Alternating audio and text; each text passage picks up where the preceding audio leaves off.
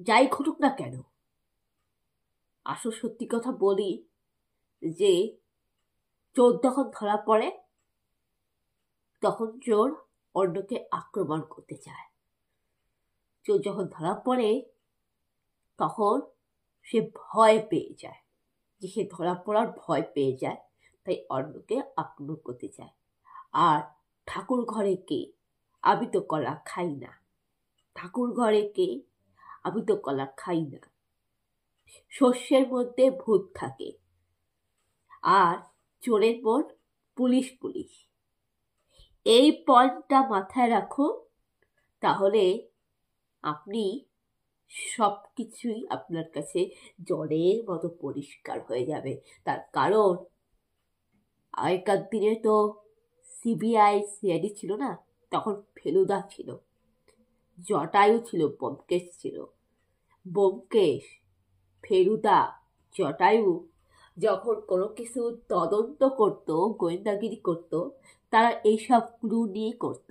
আর নতুন করে যদি সিবিআই তদন্ত করতে হয় সেটা খুব ভালো, এবং তদন্ত করতে গেলে, সত্যিটা জানতে গেলে এই ক্লুটা দিয়ে সত্যিটা আপনি জানতে পারবেন, কারণ ক্লু এর মধ্যে কিন্তু উত্তরটা রয়েছে।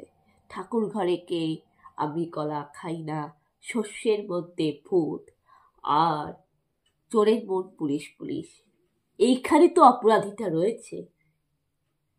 শস্যের মধ্যে ভূত, এর মানেটা কি? কারণ সঞ্জয় রায় কি করে জানলো যে অভয়া বেটি ওই থার্ড ফ্লোরে রয়েছে? নিশ্চয়ই তাকে কেউ ফোন করে ডেকেছে।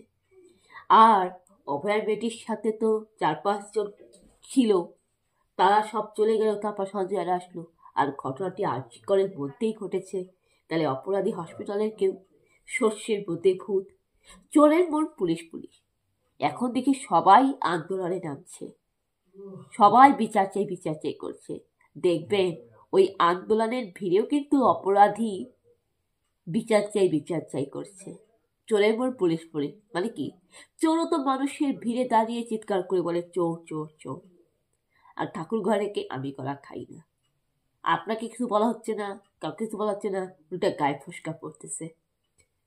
কিছু কিছু প্রভাবশালী মানুষের গায়ে ফসকা পড়তেছে, অভয়ের মা বাবাকে ব্যক্তিগতভাবে আক্রমণ করতেছে। মানে কি? ঠাকুর ঘরে কে? আমি কলা খাই না। পয়েন্টটা দেখে বুঝতে হবে, পয়েন্টে পয়েন্টে কথা বলতে হবে। শুনুন, আপনি শিক্ষিত মানুষ, আপনি যদি সমাজে অন্যায়ের প্রতিবাদ করতে না পারেন, আপনি যদি অন্যায়কে অন্যায় বলে মানতে না পারেন, অন্যায়কে অ্যাভয়েড করতে না পারেন, অন্যায়ের প্রতিবাদ করতে না পারেন, আপনি যদি সত্যিকে সত্যি বলতে না পারেন, আপনি যদি মিথ্যাকে মিথ্যা বলতে না পারেন, আপনি যদি ঠিককে ঠিক আর ভুলকে ভুল বলতে না পারেন, তাহলে আপনি তো মানসিকভাবে অশিক্ষিত। আপনার বিবেককে বলে, আপনি বিবেকের দিক থেকে শিক্ষিত হন, আপনি মানসিকতা চিন্তা ঠিক রাখুন। যেরকম আমরা সত্যিকে সত্যি বলতে পারি, ঠিককে ঠিক বলতে পারি, মানুষের মুখের ওপর সঠিক কথা বলতে শিখুন, স্পষ্ট ভাষায় জবাব দিতে শিখুন। ভালো থাকবেন, সুস্থ থাকবেন বন্ধুরা। আমার এটাই আলোচনা করার ছিল। আর কালকেও আমি সংবিধানের আরো অন্য অন্য বিষয়ে আমি আলোচনা করব।